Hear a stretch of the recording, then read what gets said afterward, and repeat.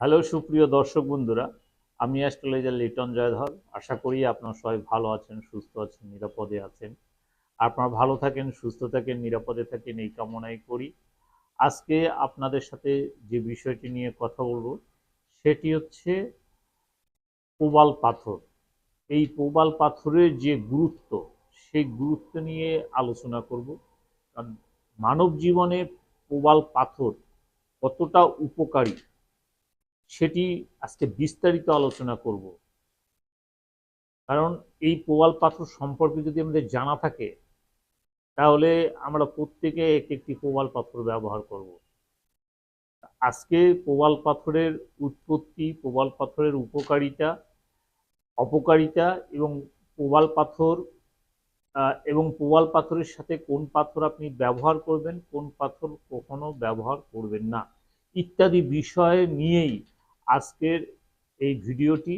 সুতরাং ভিডিওটির প্রথম থেকে শেষ পর্যন্ত দেখুন। প্রথম থেকে শেষ পর্যন্ত দেখলে এই বিষয়গুলি আপনি ভালোভাবে বুঝতে পারবেন এবং জানতে পারবেন, এবং আপনার জীবনে প্রবাল পাথর পড়া প্রয়োজন কিনা সেটি আপনি নিজেই বুঝতে পারবেন। তো কথা না বাড়িয়ে চলুন আলোচনার দিকে যাই। মূল যে কথা, যে প্রবাল পাথর, আসলে এই প্রবাল পাথরটা কি এটি আমাদের ফার্স্ট জানতে হবে। আচ্ছা, প্রবাল হচ্ছে মঙ্গল গ্রহের রত্ন, যেটি দেখতে লাল, যেটি অস্বচ্ছ, ঘোলা এবং আপনার মোটা। এখন এই প্রবালটার কোথায় পাওয়া যায়? এটি কিন্তু মূলত কোনো পাথর না, এটি হচ্ছে সমুদ্রের তলদেশে এক ধরনের পানি বা উদ্ভিদ, এরা একসাথে বসবাস করে এবং এরা কিছুদিন পর পর মারা যায়, একসাথেই তারা আবার মারা যায়। এখন ওদের শরীরের ভিতর একরকম চুনাব থাকে, অর্থাৎ চুন থাকে। যখন ওই কীটগুলি মারা যায় তখন ওই চুনাগুলি একসাথে জড়ো হয়ে যায় এবং ওখান থেকেই আবার নতুন আরেকটি প্রবাল জন্মগ্রহণ করে। অর্থাৎ তারাদের মৃত্যুর মাধ্যমে আবার নতুন বংশ বৃদ্ধি হয়। এভাবে বাড়তে বাড়তে অনেক বড় আকার ধারণ করে। তখন সেটাকে তুলে এনে কেটে ছোট ছোট পাথরের রূপ দেওয়া হয়, আংটির পাথরের রূপ দেওয়া হয়। এটি হচ্ছে প্রবাল, অর্থাৎ সমুদ্রের তলদেশে কোনো কীটের ধ্বংসা অবশেষ। কাজেই আমরা প্রবাল নামে যে পাথরটি ব্যবহার করি সেটি হচ্ছে সমুদ্রের তলদেশে কোনো কীটের দেহ অংশ। এখন এই প্রবাল পাথরটি আপনি কখন পড়বেন এবং এটি কি উপকার করে থাকে? আসলে প্রবাল পাথর আমরা বেশিরভাগ ক্ষেত্রে যে কারণে ব্যবহার করি সেটি হচ্ছে মাঙ্গলিক দোষের কারণে। কিন্তু এই জায়গাটির আমি বিরোধিতা করি। যাদের মাঙ্গলিক দোষ রয়েছে, যদি কেউ আপনাকে প্রবাল পাথর পরতে বলে, আপনি কখনোই প্রবাল পাথর পরিধান করবেন না। কারণ মাঙ্গলিক দোষ থাকলে কখনোই প্রবাল পাথর পরতে হয় না। অনেকে মনে করে মাঙ্গলিক দোষ রয়েছে, প্রবাল পরি, কিন্তু এই কাজটি কখনো করবেন না, তাতে মাঙ্গলিক দোষ আরো শক্তিশালী হয়ে থাকে। আচ্ছা, যাদের সাহসের অভাব রয়েছে, ভীতু প্রকৃতির লোক, তারা প্রবাল পাথর ব্যবহার করতে পারবেন। কারণ প্রবাল পাথরটা হচ্ছে রক্তের সাথে জড়িত।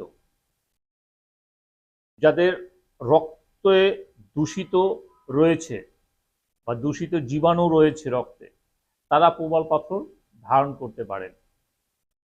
অর্থাৎ যাদের স্কিনের সমস্যা রয়েছে, চর্মরোগ রয়েছে, তারা যদি প্রবাল পাথর ধারণ করেন তাহলে সেই রোগ থেকে আপনি রক্ষা পেতে পারেন। আবার মহিলাজনিত যে রোগ রয়েছে অনেক মহিলাদের বিভিন্ন রোগ থাকে, মহিলা রোগ, জরায়ুর রোগ, সাদা স্রাব, লিকুরিয়ার সমস্যা, এগুলি যদি থাকে সেক্ষেত্রে যেটা শ্বেত প্রবাল, অর্থাৎ বলে দুইটি রং রয়েছে, একটি হচ্ছে শ্বেত আর একটি হচ্ছে লাল। যাদের এই ধরনের সমস্যা রয়েছে তারা শ্বেত প্রবাল ব্যবহার করতে পারবেন, এবং শ্বেত প্রবাল ব্যবহার করলে আশা করি আপনি এই যে সমস্যা, লিকুরিয়ার সমস্যা, এর থেকে আপনি রক্ষা পেতে পাবেন। সবচেয়ে বড় কথা হচ্ছে যে প্রবালটা আমাদের জীবনে কেন এত গুরুত্বপূর্ণ। এটি গুরুত্বপূর্ণ এই কারণেই, কারণ এটি হচ্ছে আইনের সাথে জড়িত, মামলা মোকদ্দমার সাথে জড়িত। কারণ মঙ্গল হচ্ছে সেনাপতি, দেবসেনা। মঙ্গল কিন্তু আমাদের অনেক স্ট্রাগল বহন করায়, অনেক ঝামেলা নিয়ে আসে, আইনি ঝামেলা নিয়ে আসে। যারা আইনি ঝামেলা আছে, বিশেষ করে যারা ভূসম্পত্তি নিয়ে, জায়গা জমি নিয়ে সমস্যা আছেন, তারা প্রবাল পাথর ব্যবহার করতে পারেন। বা অকারণে যারা মামলা মোকদ্দমায় পতিত হচ্ছেন, আইনের ঝামেলায় পড়ে যাচ্ছেন, তারা কিন্তু মঙ্গল পাথর ব্যবহার করতে পারেন। বা যাদের ভূসম্পত্তি নেই, আপনার ভূসম্পত্তি বৃদ্ধি করার জন্য, আপনার সম্পদ বৃদ্ধি করার জন্য অবশ্যই আপনি প্রবাল পাথর ব্যবহার করতে পারেন। একটি প্রবাল পাথর পড়লে আপনার যে ঝামেলাগুলি আছে, আইনি ঝামেলা বলেন, জায়গা জমি নিয়ে ঝামেলা বলেন, মামলা মোকদ্দমা বলেন, বা আপনার ভূসম্পত্তি নিয়ে যে ঝামেলা, সমস্ত কিছুই এর থেকে আপনি বেরিয়ে আসতে পারবেন। কাজেই প্রবাল পাথর কিন্তু অনেক গুরুত্বপূর্ণ একটি পাথর। দেখবেন বেশিরভাগ মানুষ কিন্তু প্রবাল পাথর ব্যবহার করে, কারণ জানে প্রবাল পাথর ভূসম্পত্তি বৃদ্ধি করে। এখন কথা হচ্ছে যে প্রবাল পাথর কিন্তু আসলে সবার উপকার করে না, এই বিষয়টি লক্ষ্য রাখবেন। আর প্রবালের সাথে যে রত্নগুলি কখনো ভুলেও করবেন না, সেটি হচ্ছে প্রবাল পাথর পড়লে কখনো গোমেদ পাথর ব্যবহার করবেন না এবং নীলা পাথর ব্যবহার করবেন না। এই দুটি পাথরের বেলায় আপনি সতর্ক থাকবেন। অনেকে কিন্তু আপনার প্রবালের সাথে গোমেদ পরিয়ে দেয়, তাহলে কিন্তু আপনি আইনের ঝামেলায় ফেসে যাবেন যে কোনো সময়। দেখবেন আপনার ক্ষতি করছে না, কিন্তু হঠাৎ করে দেখবেন যে কারণে অকারণে আপনি আইনের ঝামেলায় পড়ে গেছেন। তো এই বিষয়ে আপনি সতর্ক থাকবেন। কখনো নীলা পাথর এবং গোমেদ পাথর, এই দুটি পাথরের সাথে আপনি ভুলেও কখনো প্রবাল পাথর ব্যবহার করবেন না। আপনি যদি প্রবাল পাথর পড়ে থাকেন, সেক্ষেত্রে প্রবালের সাথে আপনি রুবি পাথর ব্যবহার করতে পারেন বা খোকরাস পাথর ব্যবহার করতে পারেন। এই দুটি পাথর আপনি ব্যবহার করতে পারেন।